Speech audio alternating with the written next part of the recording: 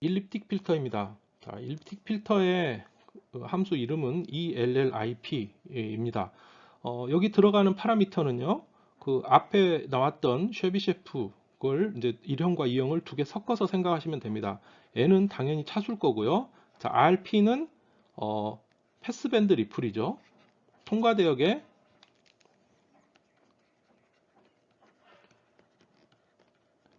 앞에 나왔던 것과 쉐비셰프 1형과 똑같습니다.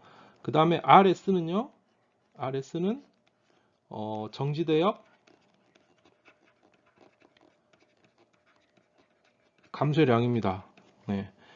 그 다음에 WP는 네, 통과대역 대역의 경계주파수죠. 네.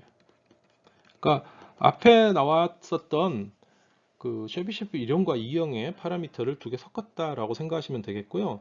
그 이유는 이 일립틱 필터의 이유는 지금 우측 하단에 그림 보시면 여기 그림이 좀 잘못됐는데요. 여기 이렇게 여기 리플이 있는 그림이어야 되겠죠. 양쪽에다 리플이 있기 때문에 우리가 파라미터로 그 리플의 양을 통과대역과 차단대역의 리플의 양을 둘 다 줘야 되기 때문에 그렇습니다.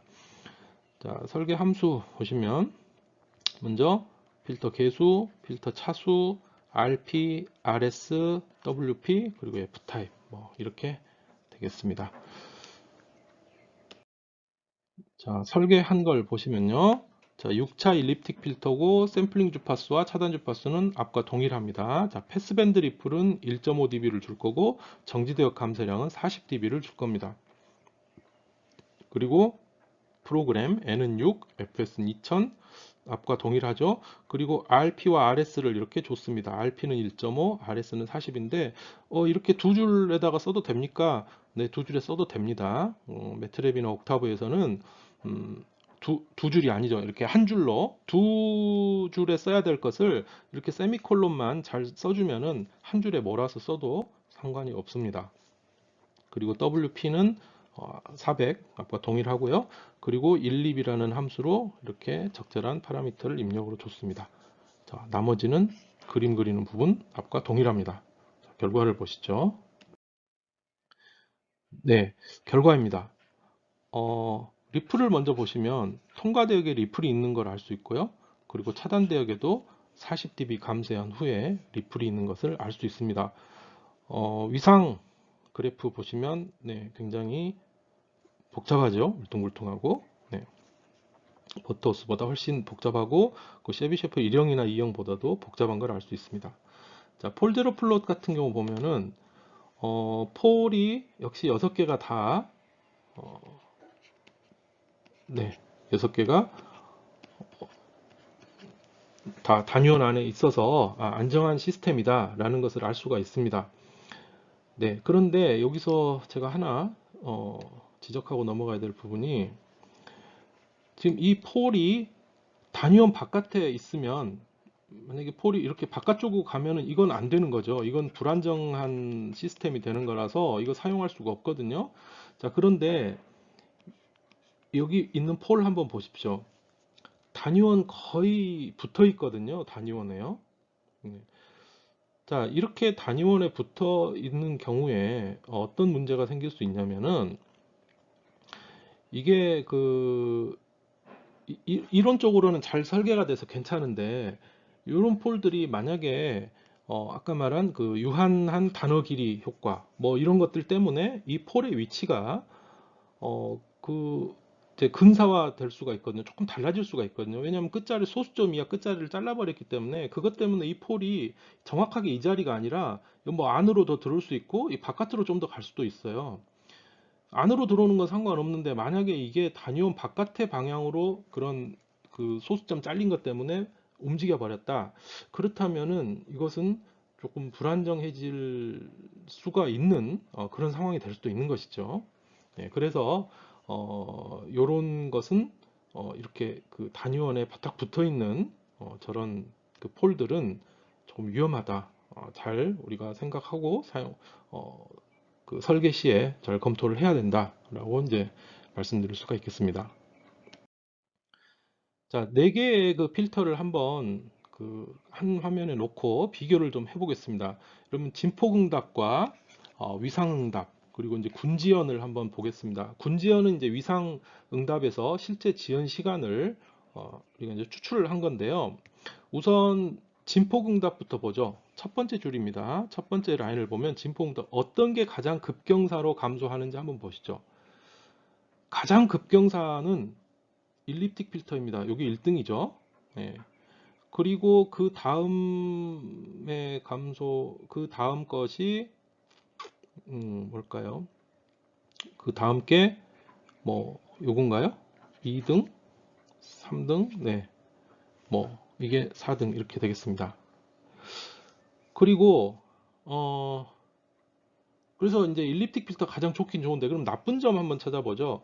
자, 위상응답은 우리가 이제 요게 두 번째인데요. 위상응답은 어 이것만 봐서는 물론 이제 복잡해 보이긴 하지만 이것만 봐서는 실제 지연 시간이 어떻게 되는지 알 수가 없어요. 그래서 이 위상응답에서 제가 군지연 시간을 이렇게 따로 그래프로 추출을 했습니다. 그리고 여기 숫자가 써 있는데 이제 가장 지연이 많이 될 때, 많이 되는 주파수에서의 몇 샘플 지연되나 라는 걸 써놓은 겁니다. 여기 7 같은 경우는 7샘플 지연된다 라는 뜻이죠. 그러니까 지금 버토스 필터 같은 경우는 최대 지연되는 게 7샘플이고 나머지도 사실 거의 좀 큰 편차는 없습니다. 지금 이쪽 분 보시면 통과대역에서 그렇게 많은 차이가 나진 않거든요. 자, 그런데 쉐비셰프 1형 같은 거 보니까 네, 굉장히 차이가 편차가 좀 큽니다. 주파수에 따라 지연 시간이요. 쉐비셰프 2형은 조금 덜 하죠. 네. 그리고 일립틱 필터 같은 경우는 가장 급경사인 대신에 60, 가장 피크 때는 60개 지연이 됩니다. 그러니까 가장 편차가 큰 거죠.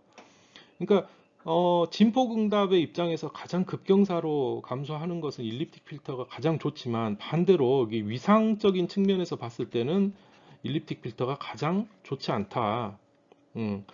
이렇게 극명하게 지금 대비가 됩니다. 그 가장 반대에 있는 게 이제 버토스 필터예요.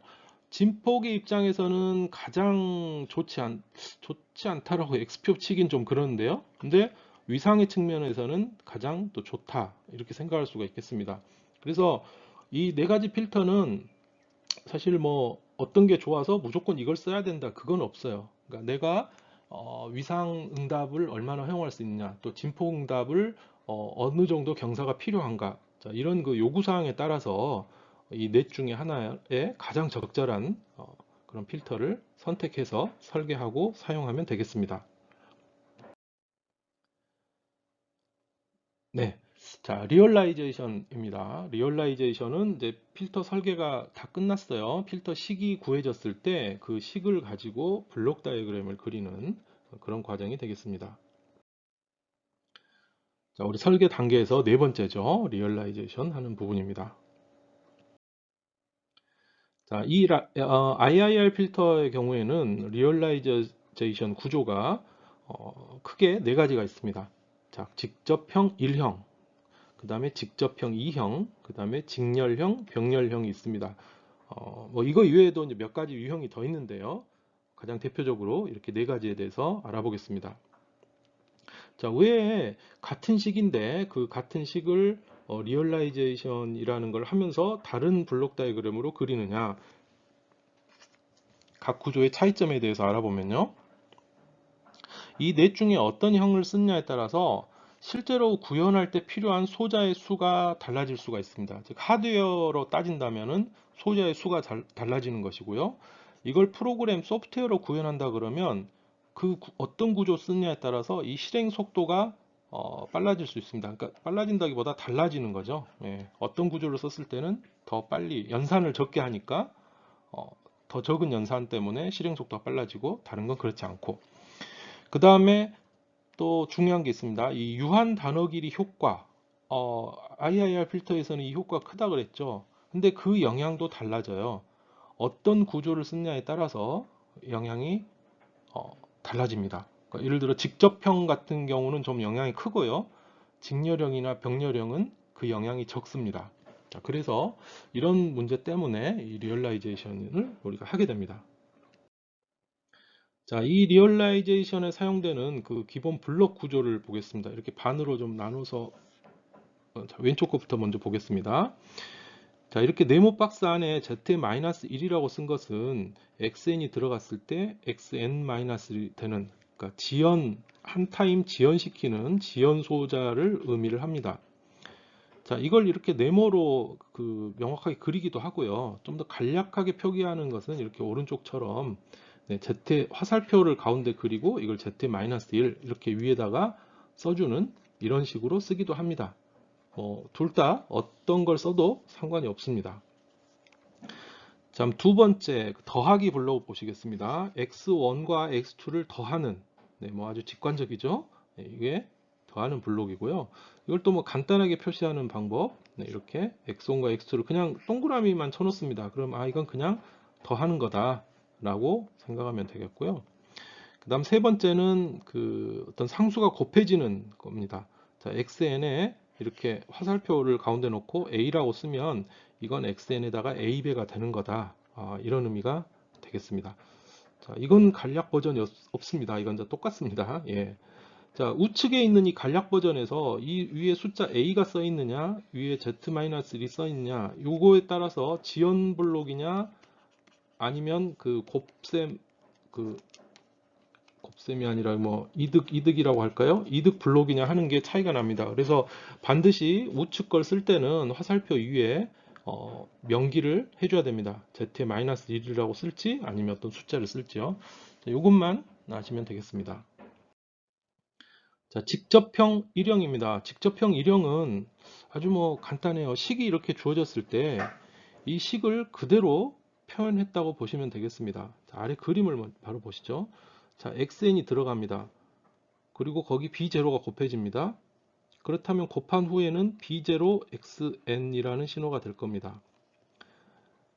자, 다음 지연 블록을 하나 거치는 걸 보시죠. 자, xn이 들어와서 하나 지연 블록이 됐습니다. 그럼 이건 xn-1입니다. 그렇죠?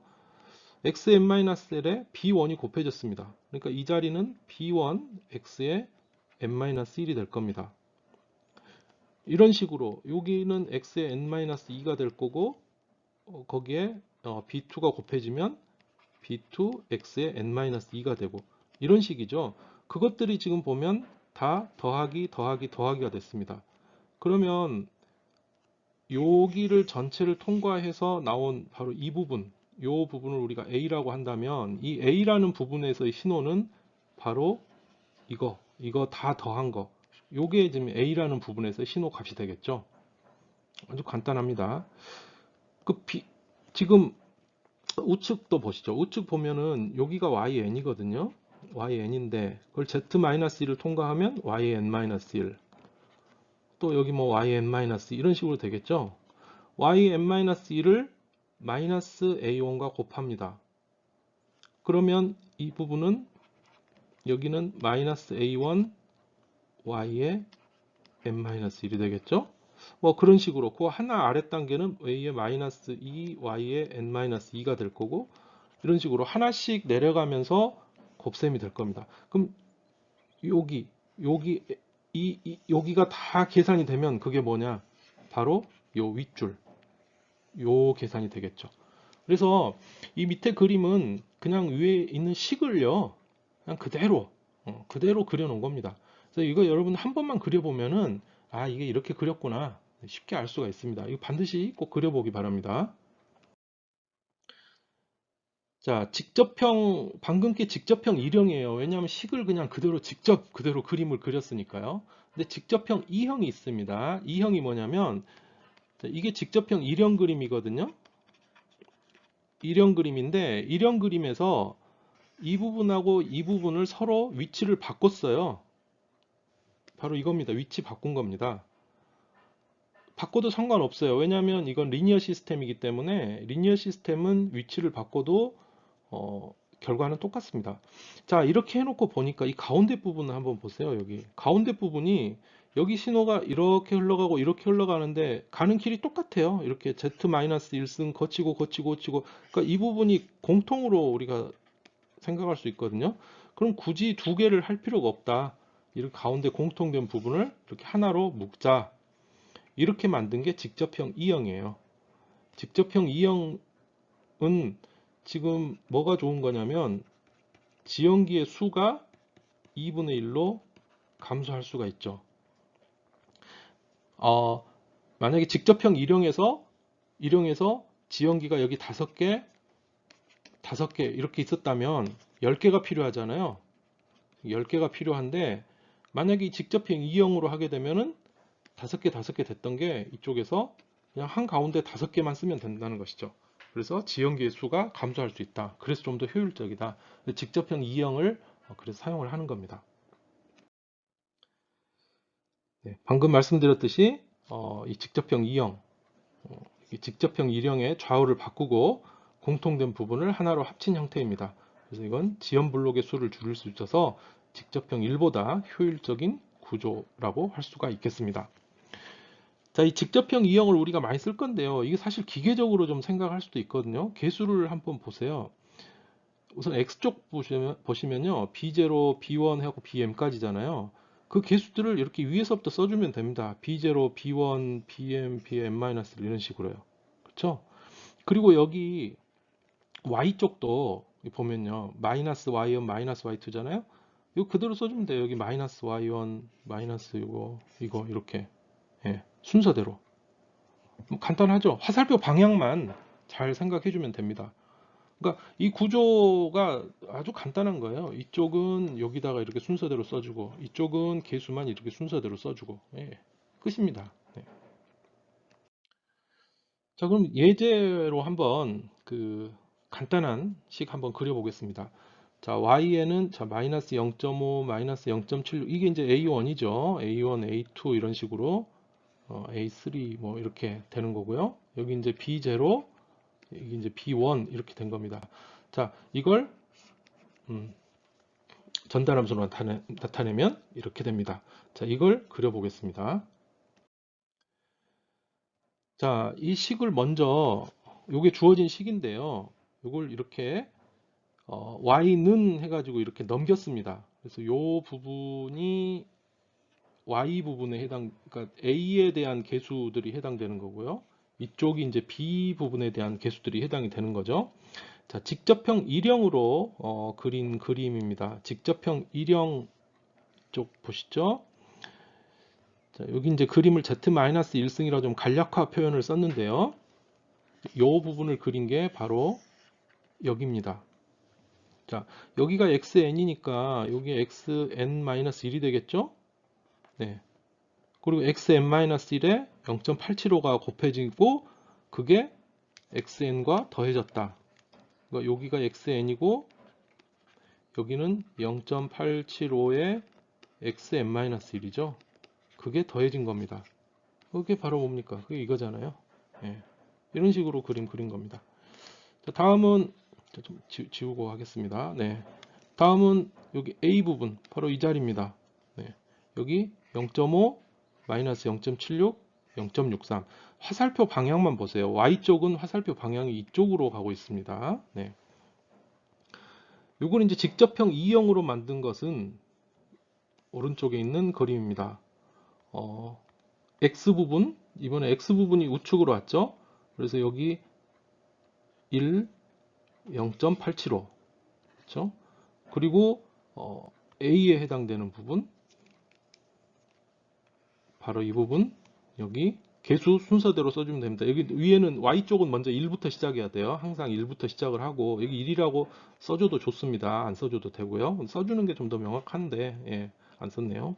그 다음에 0.5, 마이너스 0.76, 0.63 이렇게 써줬습니다. 이게 리얼라이제이션이 다 된 거예요. 예. 자, 여기 직접형에서 제가 화면 지우고 하나 말씀드리겠습니다. 직접형 2형을 가지고 말씀드릴게요. 자, 직접형에서 우리가 그 개수들이 있는데 이 개수가 사실은 무한대까지 가는 그런 숫자들이라 그랬잖아요. 이런 것들이요. 이게 무한대까지 가는 건데 잘라놨다고 생각을 하겠습니다. 그럼 이게 실제 숫자가 아니에요. 원래는 더 긴 건데. 그럼 이 숫자들이 보세요. 이렇게 들어와서 0.5 이게 이제 오차가 있는 거잖아요. 오차가 있는 게 이렇게 가고 또 얘도 마이너스 0.7도 오차가 있는 게 가고 0.63도 오차가 있는 게 가고. 근데 이 제일 마지막 거 생각해 보면요. 이게 오차 있는 게 이렇게 가서 또 이 오차 있는 거에 더해지고 또 여기서 요거하고 더해주고 또 여기 들어오는 입력과 영향 주고. 그러니까 이 0.63이라는 값은 그 위의 숫자들한테 다 어떤 영향을 줘요. 그렇죠? 잘못된 값인데 이게 다 위의 숫자한테 영향을 주는 거죠.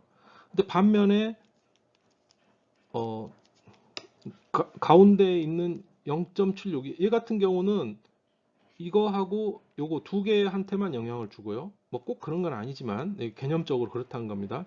여기 0.5 같은 경우는 그냥 요거 하나만 영향이 있죠. 그래서 무슨 소리냐면 우리가 이렇게 개수가 오차가 있을 때는 이게 아래쪽으로 많이 내려가 있으면 내려가 있을수록 좋지 않다라는 겁니다. 이 단계가 이렇게 더 밑에 있으면 이거 영향이 더 커져요. 이게 안 좋아요. 이렇게 되도록이면 이 밑으로 많이 안 내려가 있을수록 그런 그 유한 그 단어 길이 효과에서 조금 영향이 적다. 이렇게 생각을 할 수가 있습니다. 그래서 나온 것이 이 직렬형이라는 방법, 그리고 이 뒤에 나올 병렬형이라는 방법입니다. 자, 이 직렬형은 어떻게 하냐면요. 이런 그 전달함수가 있을 때 이걸 그대로 구현을 하는 게 아니라 이렇게 인수분해를 합니다. 인수분해를 해서 이렇게 뭐 곱하기 뭐 이런 식으로 곱하기 형태로 나타내요. 그리고 요거 하나를 이쪽에, 요거 하나를 이쪽에 이런 식으로 조각조각 내서 한 블록의 크기가 최대 2차까지만 되도록 항상 그렇게 인수분해를 할 수 있거든요. 그러니까 최대 2차예요. 그러니까 1차 또는 2차죠. 이런 식으로 나눠서 줄줄이 연결을 한 게 바로 직렬형입니다. 그렇게 하는 이유는 그 유한 단어 길이 효과 그를 줄이기 위해서, 그러니까 아래쪽으로 많은 단계를 안 내려가게 하기 위해서 그렇다는 것이죠. 네, 좀 더 큰 그림입니다. 자, 1차 또는 2차의 곱셈 형태로 전개를 해서 구현을 합니다. 자, 예시를 보면요. 자, 아까 봤던 그 전달함수입니다. 그걸 이렇게 인수분해를 해서 이쪽 괄호 곱하기 이렇게 했습니다. 그러면 요거 곱하기 요거 이렇게 두 개의 시스템이 곱해진 걸로 나타낼 수가 있고요. 지금 순서가 좀 바뀌었는데요. 이쪽 부분이 여기 그린 거고요. 그 다음에 요게 이쪽에 그린 겁니다. 즉 각각을 따로따로 그려서 가운데 이렇게 연결만 해주면 된다는 것이죠. 이렇게 3차로 될 그 세 단계 내려갈 것이 이렇게 두 단계로 낮아졌습니다. 그럼 그만큼 어, 유한 단어 길이 효과가 이제 줄어드는 것이죠. 그 다음에 같은 그 이유로 이 병렬형이라는 것도 있습니다. 이 병렬형은 1차 또는 2차의 덧셈 형태로 전개를 해서 구현을 하는 거고요. 여기 xn이 들어가면 여기 뭐 c라는 게 있고 요 덩어리 하나, 요 덩어리 하나 해서 마지막에 이렇게 더하기를 해줍니다. 자, 이런 형태로 구현을 하는 겁니다. 자, 우리 아까 봤던 예제에 대해서 해보면은 이걸 이런 식으로 두 개로 나눌 수 있어요. 뭐 제곱 2차 형태 그리고 1차 형태 더하기로 돼 있죠. 이게 더하기입니다. 자, 그러면 이 부분 이걸 여기 위쪽에 이렇게 구현을 했고요. 요건 요 아래쪽에 구현을 했습니다. 그리고 그걸 마지막에 이렇게 더하기를 해줬습니다. 자, 이것도 역시 두 부분으로 나눠서 3차까지 내려가야 됐을 것을 2차로 줄임으로써 유한 단어 길이 효과를 좀 감소시키는 그런 효과가 있었습니다. 자, 다음 이제 유한 단어 길이로 인한 이제 오차 분석하는 단계인데요. 자, 이 오차를 이제 분석하고 하는 단계는 이 뭐 책의 어떤 그 수준이나 이런 걸 좀 넘기 때문에 그거는 이제 어떻게 하는지는 세세한 분야는 생략을 하고요. 그 유한 단어 길이 오차가 어떤 영향을 주는지에 대해서만 말씀드리도록 하겠습니다. 크게 두 가지로 볼 수가 있는데요. 첫 번째는 개수 양자와 오차입니다.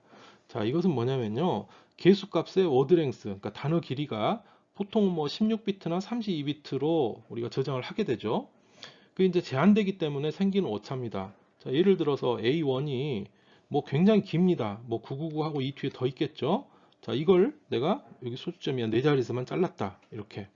자, 그럼 물론 내 자리에서만 자르진 않습니다. 예, 그렇진 않은데 그냥 예를 들기 위해서 이렇게 되면은 뒷부분이 없는 거니까 그만큼의 오차가 생기겠죠. 자, 이 오차로 인해서 뭐가 달라지냐? 자, 필터의 주파수 응답이 달라져요. 자, 폴과 제로의 위치가 달라지고 또 그로 인해서 주파수 응답이 미묘하게 달라지게 됩니다. 자, 다음은 이제 두 번째는 라운드 오프 오차입니다. 라운드 오프 오차는 필터의 출력값의 워드랭스가 제한돼서 생기는 오차입니다. 이거는 출력에 이제 양자와 잡음이 섞이는 그런 효과를 주게 됩니다. 자, 우측 그림을 보시면 제가 이게 초록색 동그라미로 표시해 놓은 것들은 개수들입니다. 이 개수들이 오차가 있음으로써 주파수 응답이 달라질 수가 있습니다. 그래서 이 개수에 생기는 것들은 주파수 특성, 응답이 달라지는 거죠. 원래 내가 설계했던 거, 뭐, 예를 들어 차단 주파수를 얼마로 줬는데 그 차단 주파수 자체도 미묘하게 달라질 수가 있는 겁니다. 그 다음에 안정성에도 영향을 미칠 수가 있고요. 안정했던 게 불안정해질 수도 있고요. 또 천이 대역이 달라질 수도 있습니다. 그런 문제가 생기는 게 바로 이 개수 양자화로 인한 오차고요. 그 다음에 이 y값, 자, 계산이 돼서 y가 나왔는데 이 y도 결국은 무한소수까지 값이 됩니다. 그런데 어딘가에서 이제 잘리게 되겠죠. 그러다 보면 이것도 역시 원하는 출력과는 조금 다른 값이 나가게 되고 역시 그것도 이제 우리가 오차로 간주할 수 있다. 라운드 오프 오차로 생각을 합니다. 자, 이런 것이 있기 때문에 우리가 이제 그 마지막 단계에서는 이게 이런 오차가 있음에도 불구하고 내가 원하는 사양을 만족하는가라는 것을 또 고려를 해서 처리를 해줘야 되는데요. 자, 그 부분은 생략하도록 하겠습니다. 자, 마지막 그 하드웨어 또는 소프트웨어로 구현하는 단계입니다. 크게 구현을 한다고 그러면 우리가 인베디드 시스템에서 구현하는 경우와 또 컴퓨터 자체에서 구현하는 경우 두 가지로 될 수가 있겠는데요. 먼저 인베디드 시스템에서 구현을 할 때는 그 DSP 전용 보드에 이제 프로그래밍을 하게 됩니다. 또는 아주 뭐 고속의 CPU를 사용해서 DSP 알고리즘이 충분히 돌아갈 수 있는 그런 이제 일반 CPU라도 그런 그 CPU를 사용한 보드에 프로그램을 하게 되고요. 주로 사용하는 언어는 C 언어가 많이 사용이 됩니다. 이제 아직도 이런 인베디드 시스템에서는 C 언어를 주력으로 사용하기 때문에 알고리즘도 보통은 C 언어로 구현이 됩니다. 그리고 이제 인베디드 시스템은 뭐 다른 것도 다 마찬가지지만 이 데스크탑이나 노트북에서 프로그램을 작성해 가지고 그 뒤에 이제 업로드를 하는 그런 방식을 주로 사용을 하고요. 자, 이렇게 되면 좀 편할 수가 있는 것이 데스크탑이나 노트북에서 이 그 좀 편리한 툴 같은 게 있을 수 있어요. 그러니까 내가 이 데스크탑이나 노트북에서 여기서 C로 바로 코딩을 해서 DSP 보드로 이렇게 다운로드를 할 수도 있지만 요 C가 아니라 어떤 다른 그 툴, 그래픽 툴이라든가 다른 걸 이용해서 요걸 이제 이 내부 툴에서 C로 변환을 해주는 이런 그 요즘에 편리한 설계 툴 같은 것도 있습니다. 그건 이제 자기가 사용하기 이제 나름이고요. 자, 그렇게 돼서 어쨌든 마지막에 이제 DSP 보드로 업로드해서 사용을 하게 되겠습니다. 그리고 이제 컴퓨터에서 구현을 한다 그러면은 굉장히 다양한 개발 툴이 있을 수 있습니다. 뭐 매트랩이나 옥타브라든가 또 뭐 랩뷰라든가 아니면 또 다른 뭐 여러 가지 유료 무료 프로그램들이 많이 있고요. 그리고 언어 자체도 꼭 뭐 C 언어가 아니고 뭐 다양한 언어 사용 가능합니다. 뭐 파이썬이라든가 요즘에 많이 쓰는 거죠. C 언어, C++, 뭐 여러 가지 그런 그 또 함수들 제공되는 함수들 유료 무료 함수들을 사용해서 다양한 언어로 우리가 이제 구현을 할 수가 있겠습니다. 자, 이렇게 되면 우리가 DSP 필터 설계를 해서 사용을 하는 단계가 이제 마치게 되는 것입니다. 잘 쓰면 되겠죠, 이제. 네. 자, 이렇게 해서 이 IIR 필터에 대해서 뭐 특징 그리고 설계 방법 그리고 매트랩에서 어떻게 코딩을 하는가 등등에 대해서 공부를 했습니다. 자, 오늘 강의 여기서 마치도록 하겠습니다. 수고하셨습니다.